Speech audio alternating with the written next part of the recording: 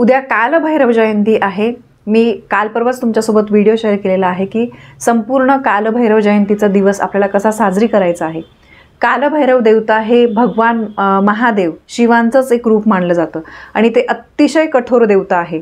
जे लोक वाईट कर्म करतात त्यांचा ते हिशोब ठेवत असतात आणि त्यांना वेळोवेळी कठोरातली कठोर शिक्षा ते देतात आणि जे लोक चांगलं कृत्य करतात त्यांची कृपा त्या लोकांवर कालभैरवनाथांची कृपादृष्टी ही नेहमी असते आणि कालभैरवनाथांची जर कृपादृष्टी आपल्याला लाभली तर आपल्या आयुष्यामध्ये कोणीही आपलं काहीही वाईट करू शकत नाही। कारण मुळातच आपलं वागणं चांगलं असेल तर कालभैरव देवता हे आपल्याला आशीर्वाद देतातच। आणि बघा जसं आपण म्हणतो की याची नजर लागली त्याच्यामुळे माझ्या आयुष्यात हे प्रॉब्लेम आले, त्यानंतर आपण म्हणतो की घरामध्ये हे भांडणं कटकटी वगैरे काही ना काही अडचणी सतत चाललेल्या असतात। याचं कारण आहे की घरामध्ये नकारात्मक ऊर्जा खूप मोठ्या प्रमाणात साचते आणि नकारात्मक ऊर्जा का साचते? जेव्हा आपण काही वाईट कृत्य करत असतो, वाईट गोष्टी आपण करतो तर त्यामुळे घरामध्ये वाईट निगेटिव्हिटी जी आहे, निगेटिव्ह वाइब्स ज्या आहेत त्या निर्माण होत असतात आणि मग आपण किती पण चांगलं काम करा, किती पण कष्ट करा, आपल्याला त्याचा पाहिजे ते फळ, पाहिजे तो मोबदला मिळत नाही आणि आपण खचून जातो। म्हणून बघा कालभैरव जयंती जो उद्याचा दिवस आहे अतिशय महत्त्वाचा आहे। सांगितल्याप्रमाणे तुम्ही जवळपास कुठे कालभैरवनाथांचं मंदिर असेल तर तिथे तुम्हाला नारळ, खडीसाखर, त्यानंतर जिलेबी अर्पण करायची आहे। यासोबतच संध्याकाळी पण तुम्ही बाजरीची भाकरी, वांग्याची भाजी किंवा वांग्याचं भरीत, त्यानंतर कांदा आणि लिंबाची फोड असा नैवेद्य अर्पण करायचा आहे। आणि बघा मी तुम्हाला सांगितलं कालभैरवनाथांचं वाहन हे काळा कुत्रा, तर त्यामुळे उद्याच्या दिवशी आपल्याला कुत्र्याला काळा कुत्रा दिसेल तर आवर्जून काळ्या कुत्र्यालाच किंवा इतर पण कुत्रे असतील तरी पण चालेल, त्यांना तुम्हाला पोळी, ताजी पोळी जी आहे तर ती तुम्हाला खाऊ घालायची आहे। यासोबतच बघा जिलेबी, तर जिलेबी बघा कुत्र्यांना शक्यतो गोड खायला देत नाही, पण अगदी छोटा जिलेबीचा तुकडा तुम्हाला त्यांना खाऊ घालायचा आहे। तर असा हा दिवस अतिशय साध्या सोप्या पद्धतीने साजरी करायचा आहे आणि कालभैरवाष्टकचं पठण एकदा तरी करा। महिलांनो, दादांनो, सगळ्यांना अगदी कळकळीची विनंती, कालभैरवाष्टक स्तोत्रासारखं पवित्र आणि स्ट्रॉंग आणि सपोर्टिव्ह स्तोत्र कुठलंच नाही आहे। कालभैरवाष्टक जर तुमच्या घरामध्ये रोज म्हटलं जात असेल तर कुठलेही भूत, प्रेत, पिशाच, कर्णीबाधा, नजरबाधा त्याचा तुमच्या घरावर एवढासा सुद्धा परिणाम होत नाही।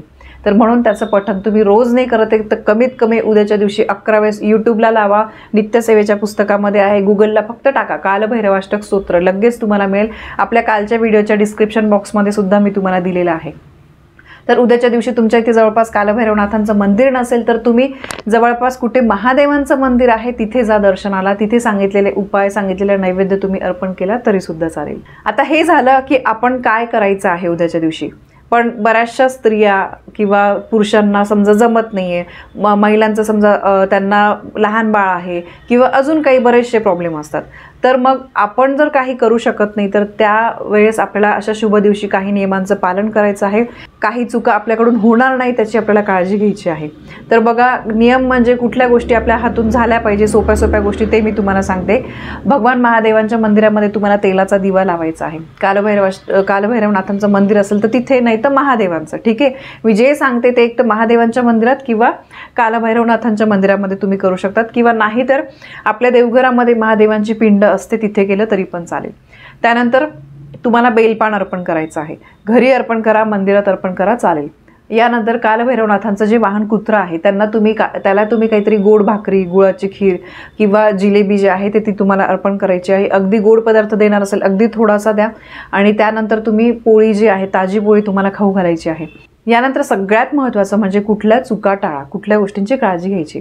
तर उद्याचा दिवस अत्यंत प्रभावी असल्यामुळे अजिबात खोटं बोलायचं नाही आहे, कोणाला दुःखी, काही अपमानग्रस्त अशा काही आपले वाक्य तोंडातून निघणार आणि त्याची काळजी घ्या। कोणाला त्रास देऊ नका, कोणाची फसवणूक करू नका।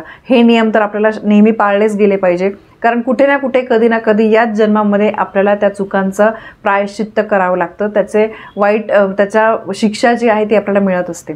आणि त्यातल्या त्यात अशा शुभ दिवशी तर अजिबात या गोष्टी करायच्या नाही, मोठ्यांचा अपमान करायचा नाही, घरातल्या स्त्रीला वगैरे घरामध्ये शिवीगाळ करणं ह्या गोष्टी झाल्याच नाही पाहिजे। यानंतर दुसरी गोष्ट म्हणजे तुम्हाला उद्याच्या दिवशी कुठलंही तुमच्या दारामध्ये कुत्रा आलं, गाय आलं, कुठलेही प्राणी वगैरे आले तर त्यांच्याशी हिंसक वर्तवणूक अजिबात देऊ नका. तुम्हाला घरामध्ये जे असेल, बिस्किट आहे, पोळी आहे, काय असेल ते तुम्ही द्या, पाणी द्या. पक्षी वगैरे पण त्यांच्या पण बाबतीत मी तुम्हाला सांगते. आणि कुत्र्याला तर अजिबात लाथ हाडू नका. काही लोकांना सवय असते, उगाचच आलं कुत्रं की मार त्याला लात वगैरे, पण हे अतिशय चुकीचं आहे. बघा, खंडोबांचं सुद्धा कुत्रा आहे, कालभैरवनाथांचं वाहन सुद्धा कुत्रा आहे. म्हणजे जसं आपण गाईला मान देतो त्याप्रमाणेच कुत्रा जे आहे त्या प्राण्याला आपण मान दिला पाहिजे. तर अजिबात हिंसक वर्तवणूक जी आहे प्राण्यांसोबत आपल्याला करायची नाही आहे. कुणाचं नुकसान होईल असं आपल्याला अजिबात वागायचं नाही आहे. यासोबतच तुम्हाला उद्याच्या पवित्र दिवशी मांसाहार वगैरे टाळलाच गेला पाहिजे. प्लीज बघा, आपण म्हणतो की काय होतं हे आत्ता लगेच त्या क्षणी नाही होत, ते ना नंतर होतं. आणि मग आपण म्हणतो की हे असं कसं झालं. तर अमुक एक शुभ दिवशी, चतुर्थी, अमावास्या, पौर्णिमा हे दिवस तरी आपण पाळले पाहिजे. मांसाहार होतो मान्य आहे, पण दिवस बघून ते पण करत जा. आणि शुभ दिवशी तर अजिबात घरामध्ये असं अन्न शिजवायचं नाही, सात्विक आहार तुम्हाला करायचा आहे. तर ही उद्याची जी तिथी आहे, उद्याचा दिवस जो आहे खूप महत्त्वाचा असल्यामुळे सांगितलेल्या गोष्टी तुम्ही कराल अशी मी अपेक्षा करते. आणि दुसरी गोष्ट म्हणजे व्रत कसं करायचं सगळी मी तुम्हाला माहिती दिलेली आहे. सांगितल्याप्रमाणे कालभैरवनाथांचा तुम्ही सांगितलेल्या गोष्टी अर्पण करून मानसन्मान करा. कारण आपल्या आयुष्यामध्ये, प्रत्येकाच्या आयुष्यामध्ये जसा चांगल्या गोष्टी घडत असतात त्याप्रमाणेच कमी जास्त प्रमाणामध्ये वाईट गोष्टी, दुःख, अडचणी हे येत असतात.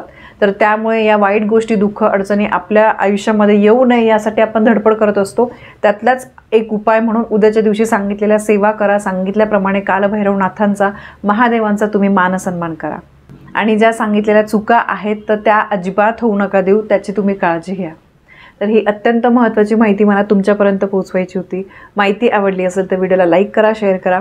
आपल्या चॅनलवर नवीन असाल तर सबस्क्राईब नक्की करा. धन्यवाद. श्री स्वामी समर्थ.